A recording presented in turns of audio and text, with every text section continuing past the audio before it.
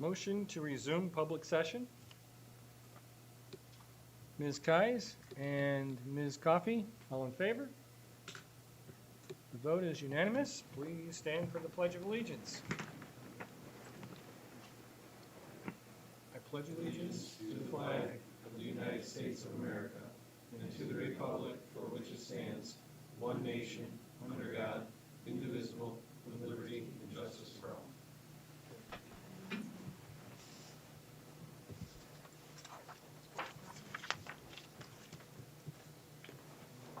Superintendent Daly, agenda changes, please. Yes, we have moved a individual to action item.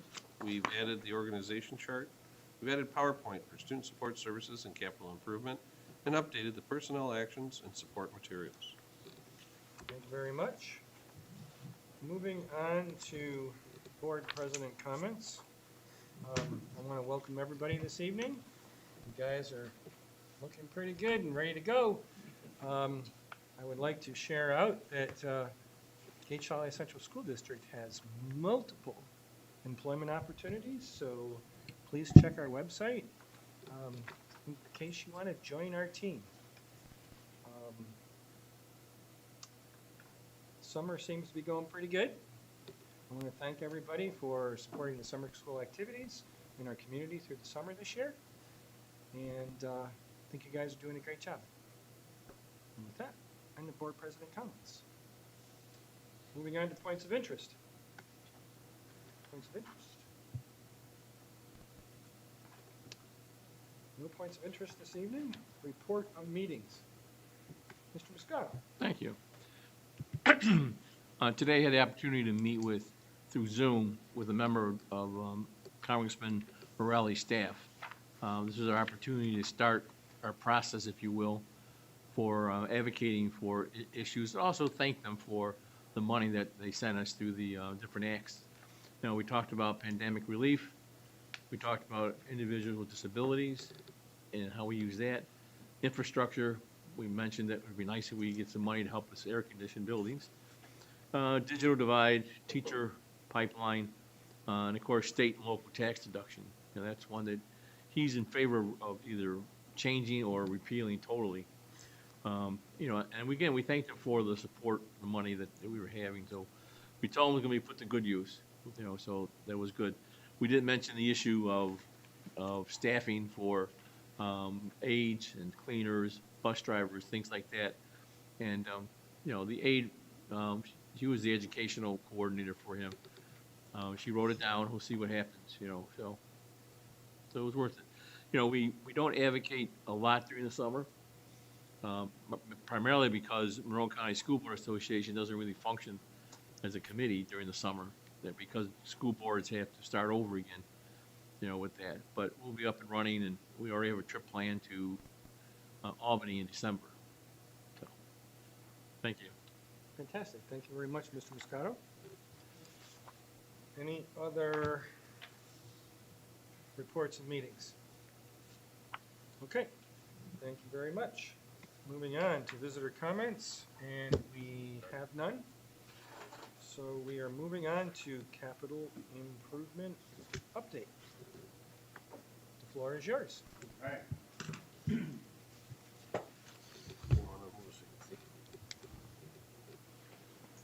We have a wonderful PowerPoint behind you, so if you need to move back or turn or... Thank you. Thanks for having me back. Thanks for having the team back. We're going to kind of just run through a little bit of an update of where we are with the new capital project that is starting to build here. We'll do a little bit of welcome here. I'm going to introduce the team, history, go through a little bit of the scope, and next steps, and we'll have some time for questions. And please, along the way, ask questions. You know me, I'm pretty open with all that. The team so far, here's the Gates Chili group. I think you know most of them that have been involved thus far. SEI Design Group team. Most of you know me, Brian Solinsky. I'm one of the senior principals at SEI Design Group. And we're enhancing our team here on the next project with a couple of other members, which I'll have introduce themselves. Nick Tomaselli, also senior principal at SEI Design Group, and supporting the team and looking forward to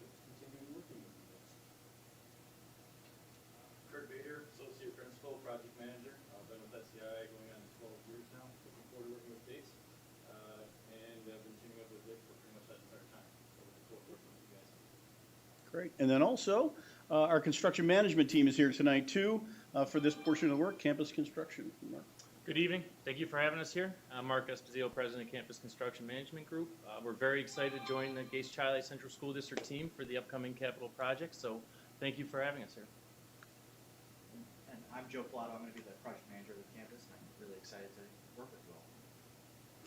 So there's our new team. You'll be seeing lots of us, and hopefully we'll be doing board updates along the way. And hitting the button, sometimes it goes, sometimes it doesn't. We want to do just a little bit of history and the things that we're going through to, do background data. We have been through the last project, which actually consisted of 7 phases. We noted 6 here. I think most of you are familiar with those 6 phases, and within that, there was a phase 1A. The 7th piece of that puzzle was the energy performance project, which is now complete. So I won't go through them in detail, but if anybody has questions, we can look into those. You've also done multiple building condition surveys. The surveys began, in 2010, 15, and you just finished one here in 21, and I'll talk a little bit more about that. The other piece is some of the financial planning pieces and parts. We're looking to make sure that you guys are on the path with Mitch and his crew, that you have regular planned capital improvements. It's good, it's wise. We always allude to thinking about your home, right? The roof's coming due in 20 years. The water heater's probably on an 8 to 10 year cycle, and you try to plan for those things. So you too are working through that, and your financial team is doing that. And we want to make sure we keep up with those needs and some of the tax impact issues. And many of you have been on the board going through some of these capital projects and talking about the tax impacts. And those that are new to the board or aren't familiar, we'll go through those as time goes on. And Mitch's and his team will help share how we do that. And we try to target a 0 tax impact when we possibly can, or as low as possible. Okay. So the work to date on this portion of the project, we've been having weekly meetings, including the SEI team, the campus team. We're working through a whole bunch of data gathering. We've done some building tours with the entire group, kind of updating and refreshing our eyes and our visual, although we've been here a lot as SEI, going through most of the buildings every day. We reviewed the phase 1A, and if anybody wants any more detail on that, we can bring that up to you and go through that, but we won't do that tonight. We've added some new items that have come up, some of those through the 2021 BCS, and we've looked at that list and we prioritized that with Bill and kind of going through transportation components and some of the principal components and trying to make sure that those are on your list too, that have raised to the top of the list as priorities. We've looking at some of the UPK programs, that is definitely inherent in the work that we're done so far, and the district offices here and what might happen going forward with those. And then those financial pieces and parts, we've begun doing some work with Bernie Donegan's office, that's BPD. They're your financial advisor, and if there's any questions on that, I'm sure Mitch can help and add information in that regard. And I don't know where I'm supposed to point this. So planning process, this is a great little schematic of where we're at, and I think it is really an interesting way to look at things. We're on the far left side in this planning process right now, and the planning process is this 1,000-foot altitude. We're high up. We're looking at things in big scale, okay? As time moves on, you'll see a vote, and then we'll start to narrow those things down as we get to the vote line, and then we further detail those off as we move through the design portion and then into construction and building. And so we're in that visioning, we're in that community forum, and I'll talk a little bit about those kind of things as well. So I think that's a nice little graphic. Some of the discussions that have been coming up already, I think we want to start sharing. The board can react to some of these things and kind of give us some guidance as well. The UPK program and associated services. I think some of the struggles in this building of keeping the admin functions and growth and moving things around, there's some really great opportunity that came about in some studies, and this has actually been studied for quite some time, this building. If you aren't aware, we actually looked at also buying a building, and we looked at putting UPK over by the library. That'd be over and over. This is a really great opportunity to maybe look at putting it here. And so that also helps us to turn around and look at what happens to the district offices and how maybe those will begin or can look at pushing into the high school component. Some of the areas over at the high school aren't as utilized. We've done some utilization studies on that. And so I think we can start to shuffle some things and do a really nice job at a program here. Why is that important? It's important because right now you get no aid for this building, okay? With no kids and no teaching staff in the facility, you don't generate money. And as we look at money, when we get aid, and we look at your aid ratio, the minute we put teaching stations in a building like this, boom, we get some aid, and that'll help us to build these facilities. Tied to that possibility then came about, and I think this might have come through the superintendent of, geez, we're right here, instead of the concession stand outside, could we attach it and maybe work on that? So we're looking at some options that maybe we can integrate, building this, getting money for the students, and attaching some concession pieces. Again, the administrative offices then would have to be relocated at the high school. We're looking at multiple areas over there at the moment. We're working with Ken and his staff and, going through utilization and functions and how we can move things around to make that fit and work. Multi-purpose field and additional parking, that's another piece of the puzzle. I think those of you who were here in the past, we had always talked about a multi-purpose field, tying some baseball into that. And so there's a home that's kind of developing. We've looked at multiple locations now. Patrick's been out with us walking the fields and going around, and there's some opportunities there that we're going to be presenting to you as we move forward. Brassard parking, bus loop, main office relocation. If you were around in the prior, some of that came up. There's some chaos over there. If you're there during parent drop-off and that, there's issues that you guys are dealing with on a constant basis. It has kind of risen as one of the items to address over there. So we're looking at how we rearrange those lots and travel through there. It would also potentially move the main office. It is one of the last buildings that you haven't done the integration of the full security piece, and you also have ADA access issues there. So that's another thing we want to make sure we're always addressing some of the ADA components. So that one has risen to our top items on the list. Middle school music tech classroom renovation, that was a piece in part of the last go-round. It still needs to be done. There are areas sinking over there. If those of you, again, that have been here, remember, you've pumped some concrete to hold it. We fixed similar issues in the locker rooms in this last project, but definitely something we're going to have to get after here, so that's on the list.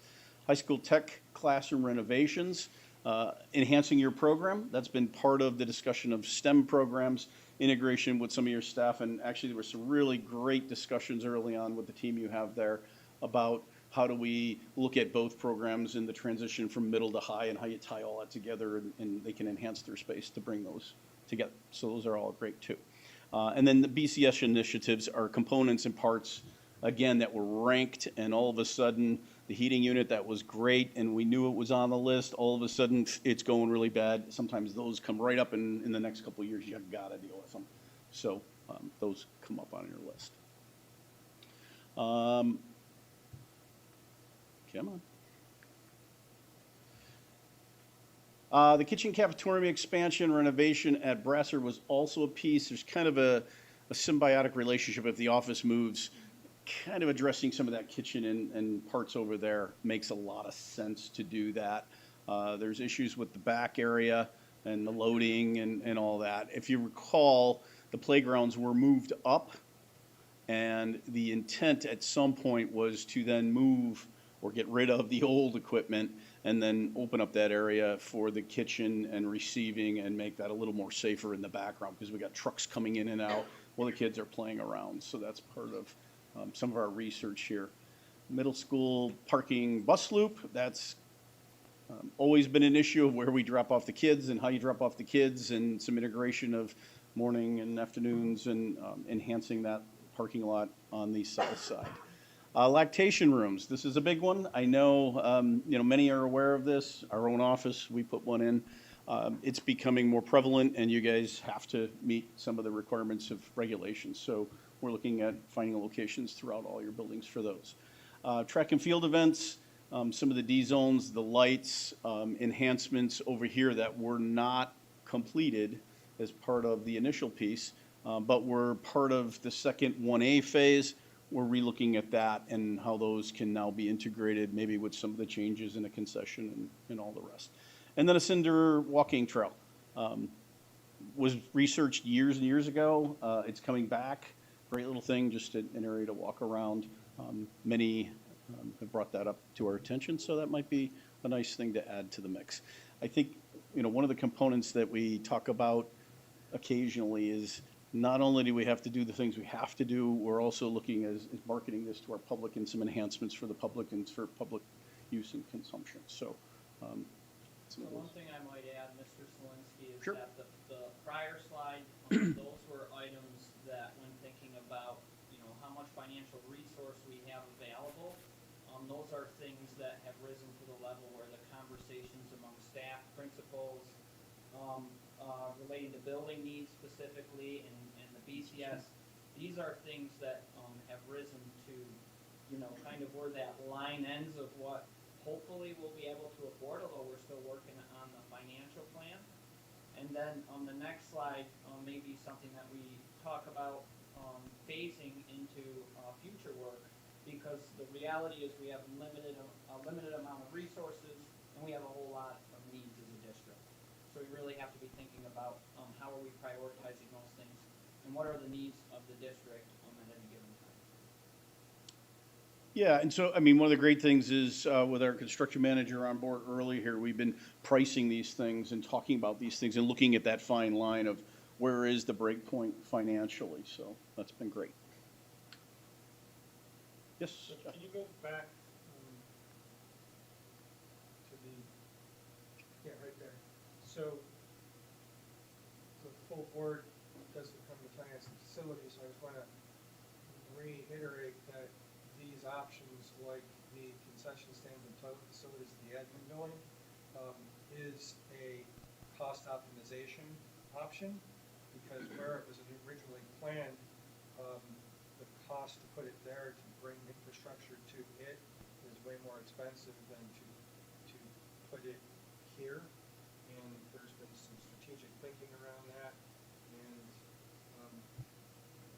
that opportunity is also from a traffic perspective and a cost perspective been talked about as being optimal, as well as there's another one, there's the relocation.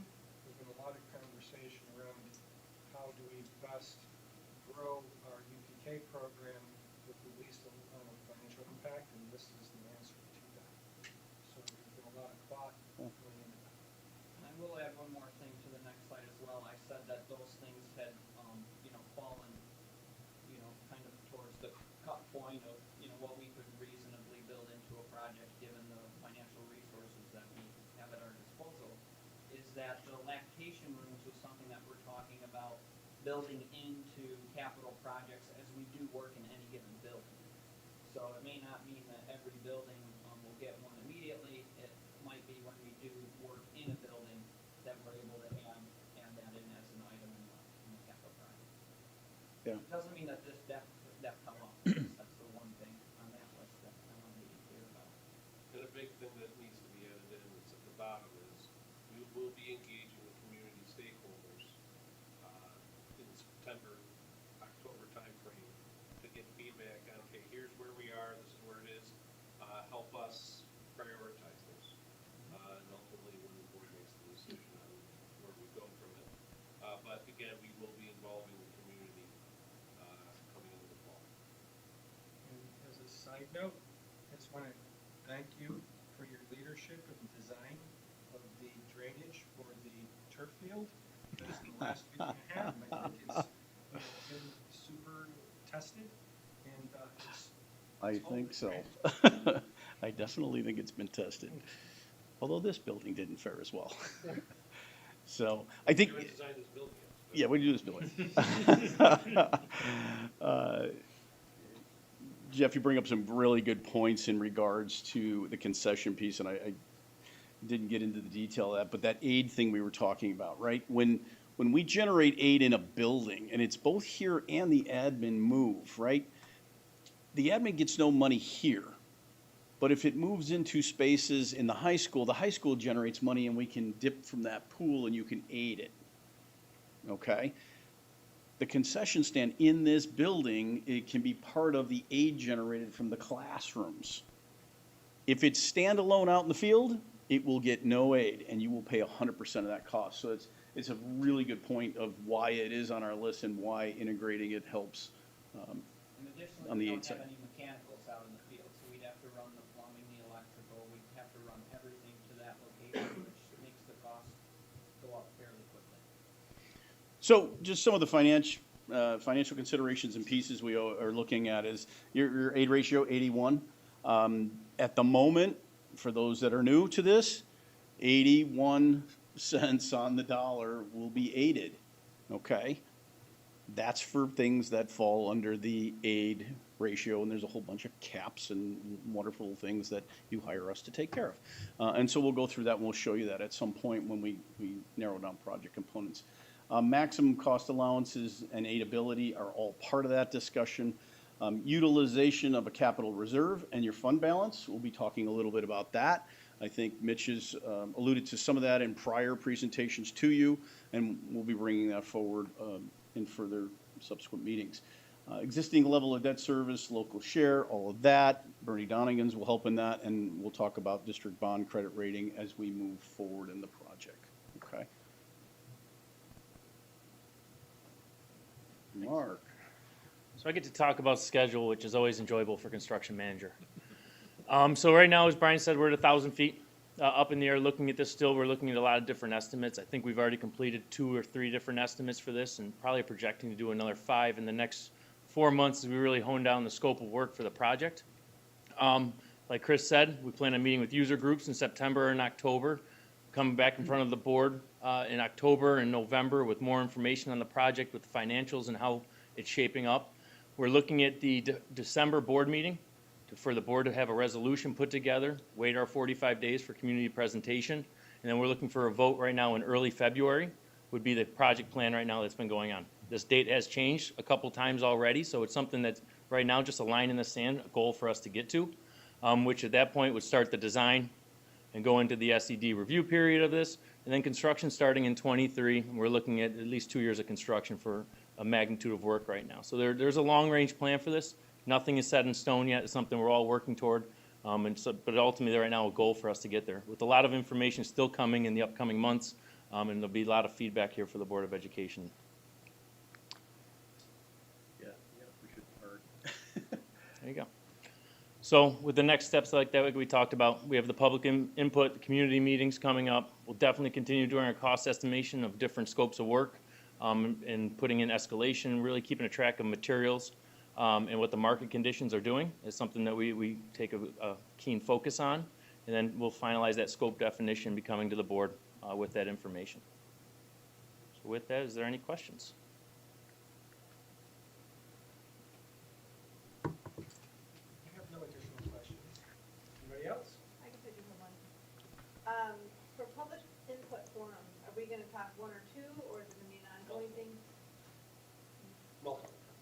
Yep. I felt like last time it went on a length of time, I'm not sure. It won't be a length of time, it'll be over a 2-month period. So the one thing to remember too is that during the last project, originally the scope was larger, we knew that there were still additional needs. So a number of these things have already been a community conversation. And so it's kind of revisiting some of those things and making sure that the plan still aligns with what we were doing and what we had planned on doing before. So that's kind of bringing forward that 1A stuff to say, like, what are those things that maybe didn't get included originally that we know are still in? For instance, the Florence Brasser secure main entry. Every other building now has a secure main entry except for Florence Brasser. So, We talked about that earlier. you know, those are the types of things that we know need to be done, and so we're bringing them forward. So it's more of a conversation. A little more focused. Yes. Yes. We're not gonna come in and say, all right, what do you want? And then That's go exactly really right. wide and then That's right. spend months narrowing. We're gonna come with a list, okay, out of these, what are our priorities? Yeah, so I think when we talked about this in finance facilities is that project that we're wrapping up was a very large project. This project was going to be nowhere the size of it, and part of it is being more focused and targeted because we were already informed by the initial investigative work at the beginning of this last project that jumpstarts the process already.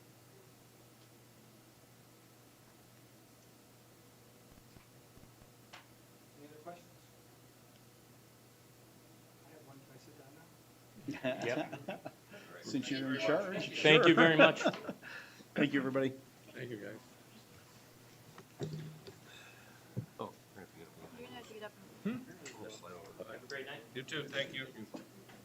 There's umbrellas in the front. What is right?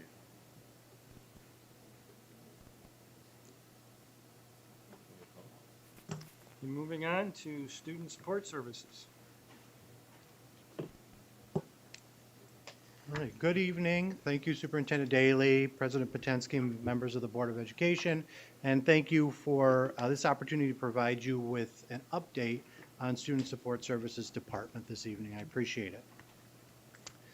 So the first thing that I want to discuss with you tonight is the extended school year program and what occurred and where we are at the current time.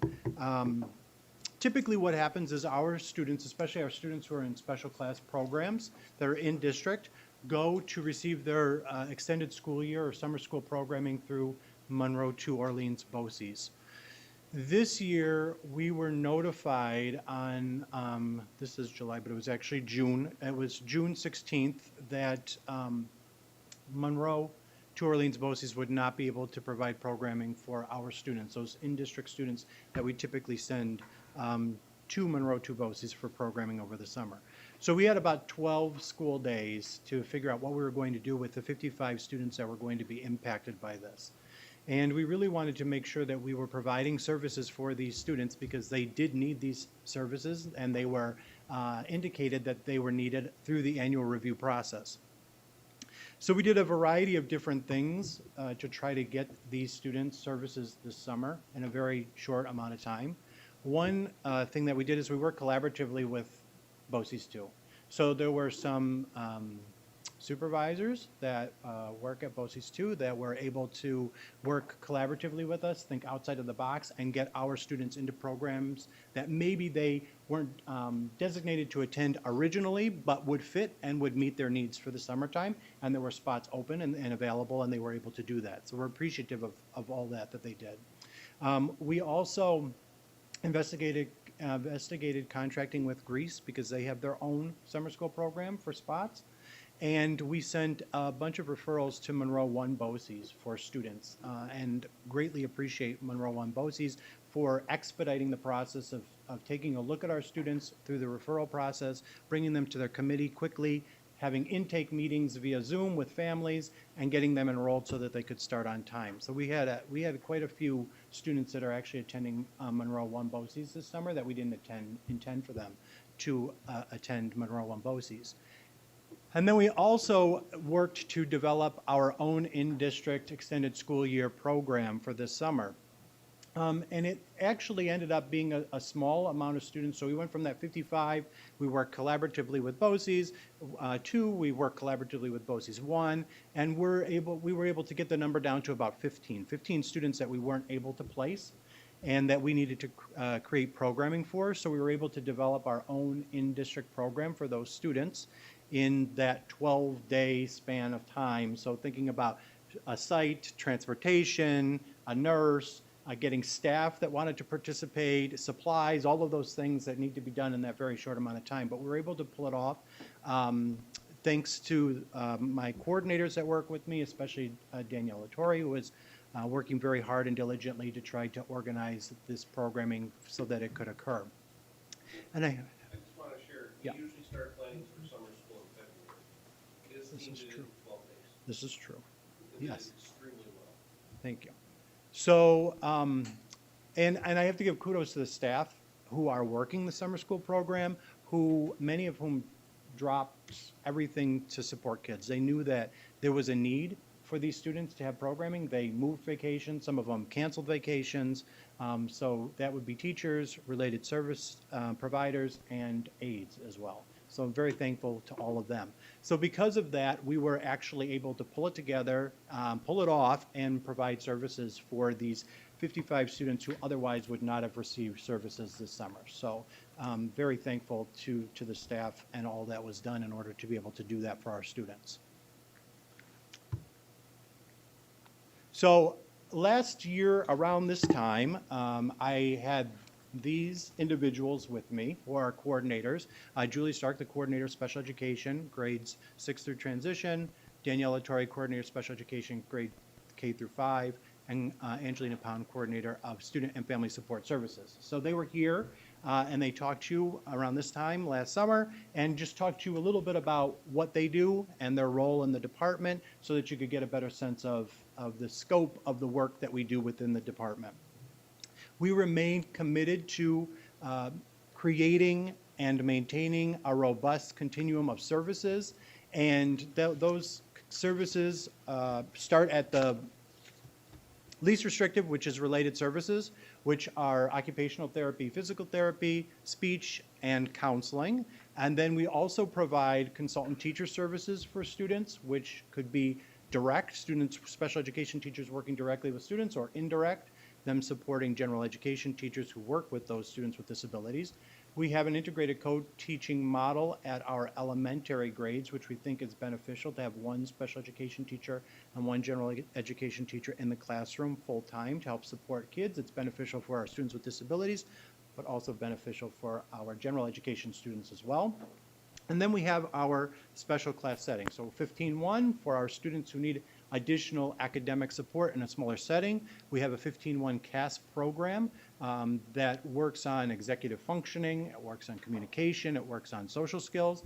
12-1-1, which provides support for our students who need more learning support in a smaller environment.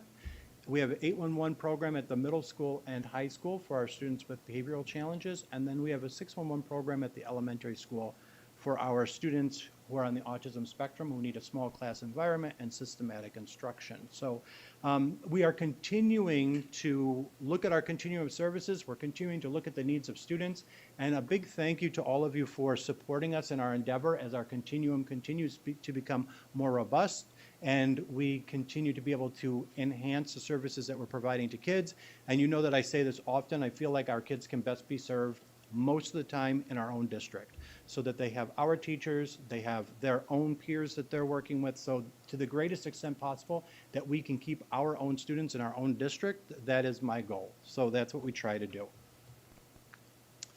So in order to keep this robust continuum of services moving along, we have the privilege of having 3 specialists that support our programs. The first is Sarah Robinson. She's a transition specialist who works at the high school, but her role has increased now, and she's actually working with students in all grade levels so that families find a partnership with her from being very young, and also she exposes parents, families, to all of the supports that are out there. So she's not just at the high school supporting high school students anymore, she's working district-wide, which has been a great benefit. Adam Mattice, who's our autism spectrum disorder specialist, who again works throughout the district supporting students who are on the autism spectrum or may be on the autism spectrum. And then we have Dr. Chessie Murray, who is our behavioral specialist. And so in keeping with trying to expose the board to the members of our department and the things that we do that you might not know about, and putting some names to faces, I've invited Dr. Murray to come tonight to talk just a little bit about her role and her function within the department. Which button is it? Is it that one? Yep. Okay. So thank you for having me tonight. As Jason introduced, my name is Dr. Chastity Murray, and I'm the district behavior specialist. I wanted to start with sharing a little bit of background. So I am trained as a licensed mental health counselor, as well as a nationally certified school psychologist.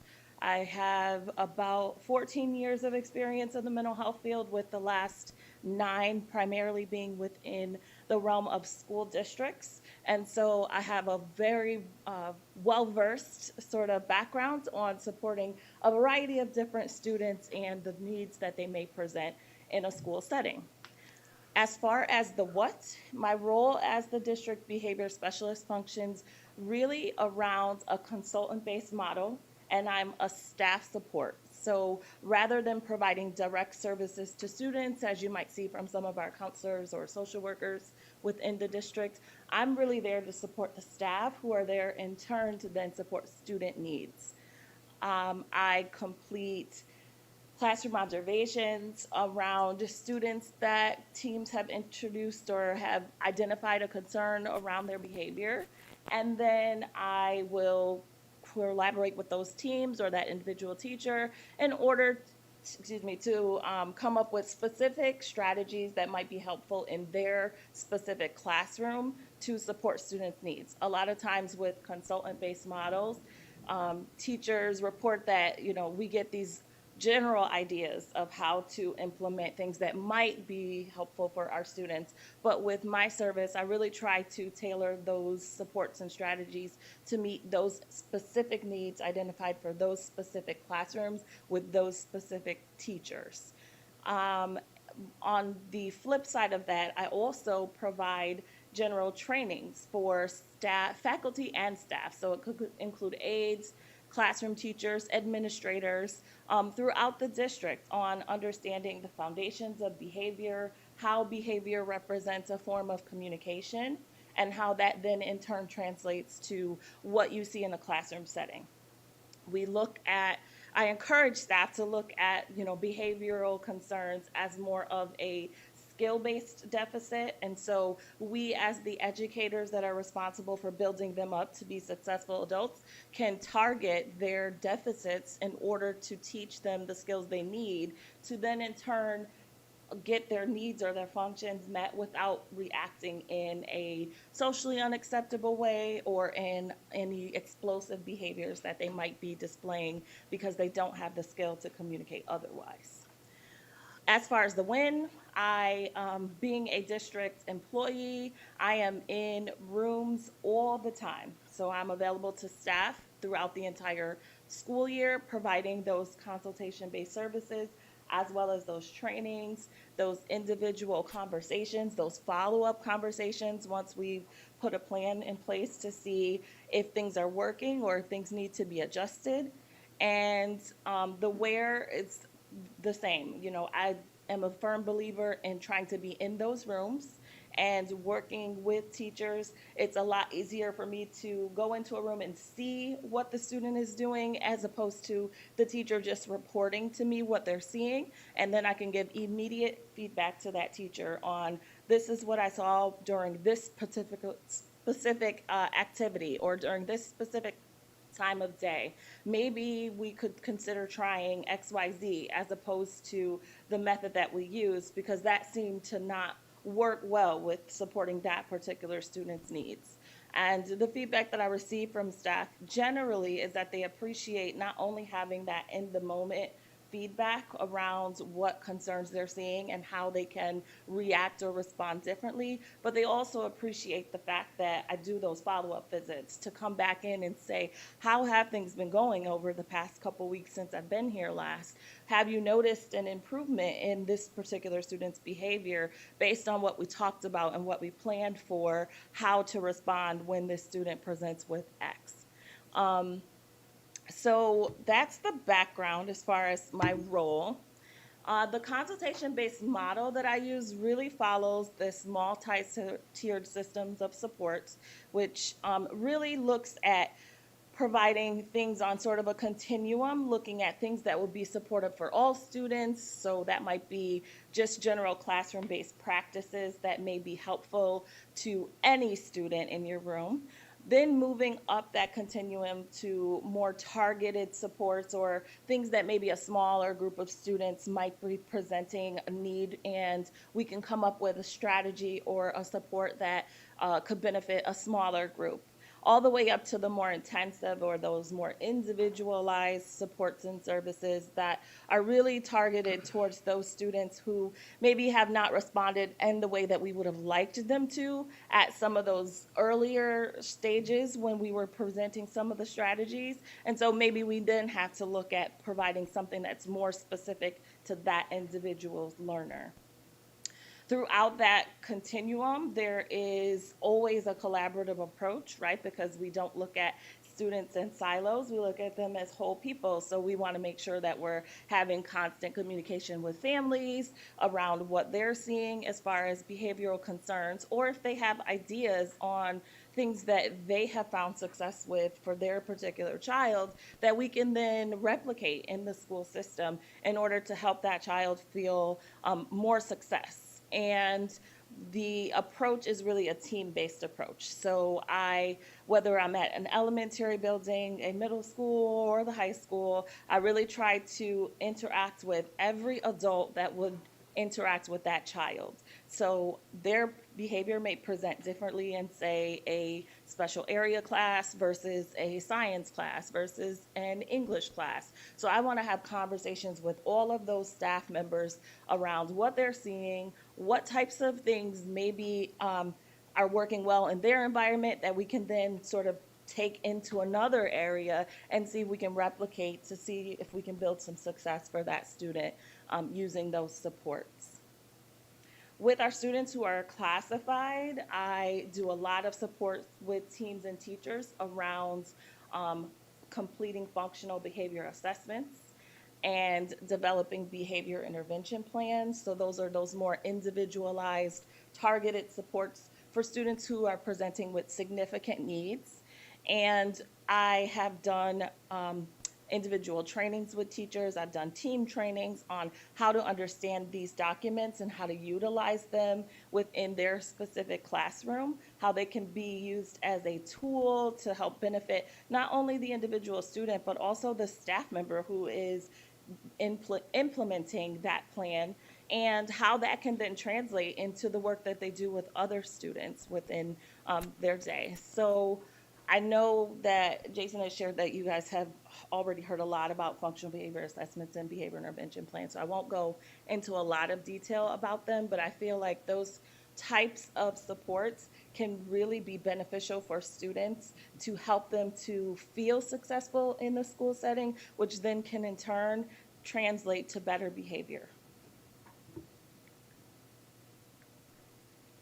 And just to give an example of some of the consultation data, typically at the end of every school year, I complete a summary of all of the consultations that I have been asked to be a part of throughout the school year.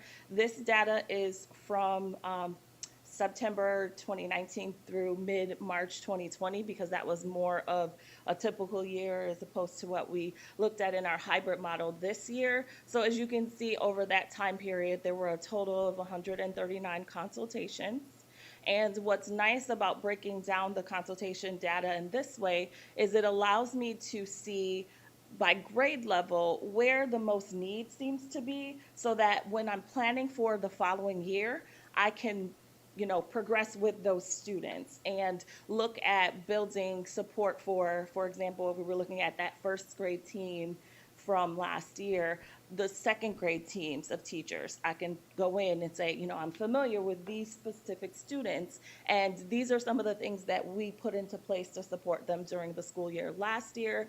I know you are learning all of them, but I want to let you know I'm here as a support, and I'm here to, help you learn this student and us to, help their second grade year be more successful. Any question? I just have a comment. I really appreciate, Mrs. Coffey, can you lean into the microphone, please? sorry, I'm nowhere near the microphone, am I?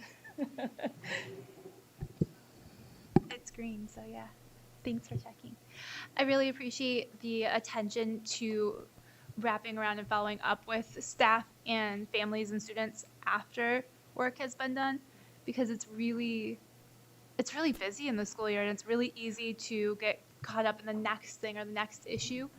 And from personal experience, that's very helpful for staff and for the child to be able to see what's working, what's not working, make sure everybody has processed it and worked through it. Yes. Well, thank you. I appreciate that. And that's definitely something that I try to pride myself on, but being an in-district consultant, that I have the availability to be able to do those follow-up visits regularly with all of the teams that I support. Any other questions? Thank you. Thank you very much. Thank you. Thank you. Thank you. No problem. Sure. Thank you. Yes. I forgot I was way back there.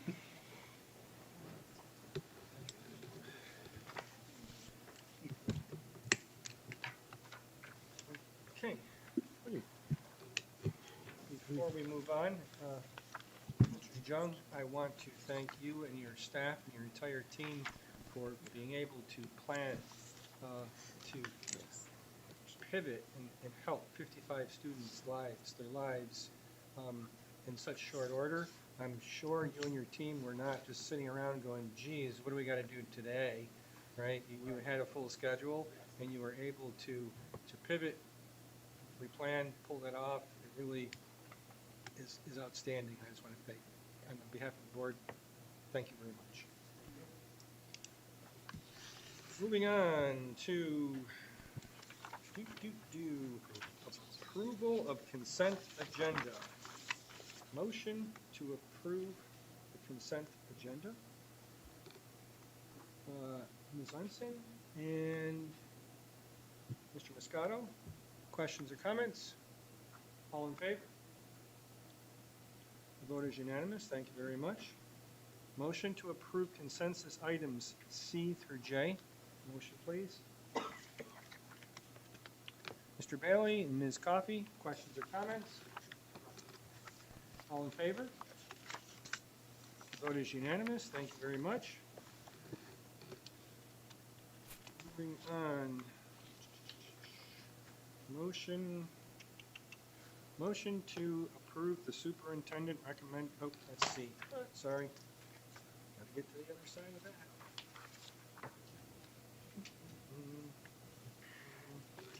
All right. Number 7, motion to approve John Unson for appointment of district-wide athletic events supervisor. Motion, please. Ms. Coffey? Ms. Kais? Questions or comments?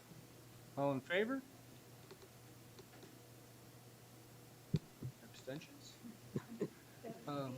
Minus Ms. Unson's abstention, the vote is passed. Thank you very much. Motion to approve policy update 4211 district org chart. Motion, please. Ms. Coffey and Mr. Bailey, questions or comments? All in favor? The vote is unanimous. Thank you very much. Superintendent comments. Well, as alluded to earlier, we have several openings in our support staff. So Ms. Parado and Dr. Vasquez have organized a support staff job fair, and we'll be hosting it for all these openings on August 3rd from 2 to 7 p.m. in the high school field house. We're advertising anywhere and everywhere, trying to get people to come in. We have 13 bus driver openings, 6 bus aides, 3 cleaners, 3 clerk 4s, 1 network tech, 5 cafeteria monitors, and 20 teacher aide openings that will be filling prior to the start of the school year. So if you're interested in working with one of the top workplaces in Rochester, come on down on August 3rd between 2 and 7 p.m. at the high school field house. This Thursday, July 22nd from 6:15 to 8:30, there's the Gates and Chi-Li Stop the Violence event. It's a collaborative event between the towns of Gates and Chi-Li at the Old Town Hall at 3235 Chi-Li Ave that Police Chief N. Brederode has invited our district to participate in. I'll be attending, representing the district. NSERT conference. I'm one of 80 superintendents from across the United States that is, by invitation only, a member of the National Center for Education, Research, and Technology out of University of Southern California. Our conference was in Canandaigua last week, Wednesday through Friday. I learned from leading educational researchers in technology, diversity, planning, and hiring, recruitment, and leadership. Very excited to work with our administrative team to apply this to our district going forward. This is a group that I've been a part of for 4 years now, and every time I've gone to one of their leadership conferences, we brought something back that we can make our district better with, and we've got 2 that we'll be looking at as an administrative team of adding to our district from this one to help us get started bringing our kids back in the fall. So I'm real excited about that. So it's a good bang for your buck for going to these conferences when they put you in front of people that are making a difference in education. As far as summer learning is, Jason and his team have done a great job getting the ESY. We have outstanding attendance in all our summer learning opportunities, both on campus and at BOE 2 sites. So we're engaging our kids and getting them back in and helping them recover. Today, we had a very interesting visitor. I was invited today to come and stop by tomorrow, the class of 1961's Gates Chile reunion tomorrow afternoon. Eva has helped me gather some GC stuff to pass out to the alumni that will be there, but we'll be going and taking a picture with them. But they were excited to invite the new superintendent to come and say hello to them all, but our class of 1961. That'll be pretty cool. See how many are there. An update on our graduation newsletter and video. The grad issue of our district newsletter began hitting mailboxes today. The issue is full of stories about the end of our school year and celebrates the many successes of our students, from our youngest learners to our high school graduates. We are very proud of this celebratory publication, but it recently came to our attention that the publication does include one error in printing. On pages 6 to 7, we acknowledge each graduate and signify additional accomplishments with a variety of symbols. In the key, 2 symbols were mislabeled. A diamond that marks students for National Honor Society, and a square which marks those students in the National Business Honor Society. To those seniors affected by the error, please accept our sincerest apologies. Please see our updated PDF that is attached and on our website, the correct list of names and asterisks. We're also in the process of reprinting corrected copies for those affected. There will be additional copies of the correct version available in the high school main office. And again, we will look into how we proof these publications in the future to make sure that does not happen again. And lastly, a bit of good news to share. The final video compilation of the June 23rd graduation ceremonies will be available on our district YouTube channel tonight. You can access the video by going to www.gateschile.org/commencement2021. So a great accomplishment getting that video together to celebrate all our graduation ceremonies that we had this year to celebrate the class of 2021. And lastly, the superintendents have been working together for about 3 weeks on another letter to Governor Cuomo to advocate for the fall of a full reopening with all students in attendance 5 days a week. And I'll read that letter for everybody now that's been mailed out to the governor and released to the local media today. With the new school year rapidly approaching, Monroe County school leaders again reach out to you with a sense of urgency. As superintendents, we need clear guidance regarding the reopening of schools so we can put plans in place as soon as possible and communicate clearly to our families and staff. School districts statewide have worked diligently during the past 16 months to implement new public health guidelines. We have done so in collaboration with state and local health authorities. With that said, it is our deeply held belief that the path to a full pandemic recovery must include a full in-person reopening for all students in September. With as few restrictions as possible, districts will be able to offer a more traditional experience to students and all families. Please give consideration to the recommendations outlined below by the Monroe County Council of School Superintendents in the more than 20 school districts we represent. Remote learning. A decision to offer remote learning should be made by individual boards of education based on local circumstances and their capacity to provide this service. Districts offering remote learning should be allowed to create local criteria for program participation, and the state should support development of regional remote learning programs. As far as physical distancing and masking, given high vaccination percentages and rare evidence of transmission in schools, all distancing requirements should be eliminated. In alignment with the CDC guidance, masking outdoors should not be required in the fall. Indoor masking should be based on local data and determined by districts in collaboration with the local health department. Schools should not be required to collect and track vaccination data. As far as capacity, Eliminate outdoor capacity requirements and consider removing indoor capacity limits. If indoor requirements remain, consider vaccination rates to allow for additional flexibility. As far as testing of students and staff should not be required. Surveillance testing should be offered as an option for a school to remain open if rates increase in a school or district. Infection rates. Infection data that are used to make opening or closing decisions should be based on school-specific infection rates, not community rates. Cleaning procedures. Recommended cleaning and disinfection procedures should be updated based on the newest scientific information regarding surface transmission. Health screening requirements. Daily health screening process requirements should be eliminated. Schools have a long history of communicating to students and staff that they should stay home when they are sick. The use of a screening tool is now so routine that it has become relatively useless. Vaccination. Use vaccination rates for individual schools to allow for school or district-based flexibility and capacity requirements if masking and distancing requirements remain in place. Other guidance and considerations. Consider modified current guidance for interscholastic athletics, performing arts, physical education, food and transportation services to align with the recommendations above.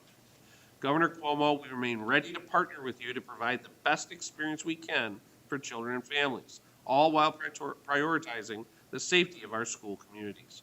We truly appreciate your prompt attention to this letter, and it's signed on behalf of all the superintendents. And it's been mailed out to our governor and our representatives in Albany. So again, continue to advocate for a full reopening, as we said we would be doing since May, hoping that it's family choice for masking coming in the fall, but we are asking for local control as much as possible. And we hope the governor and state ed listen, and the DOH when they come out eventually with what we're allowed to do going into the fall. That is my report, sir. Thank you very much, Superintendent Daly. Excuse me. Moving on. Motion to adjourn the meeting. Mr. Long and Ms. Coffey, all in favor? Vote is unanimous. We are adjourned. Thank you.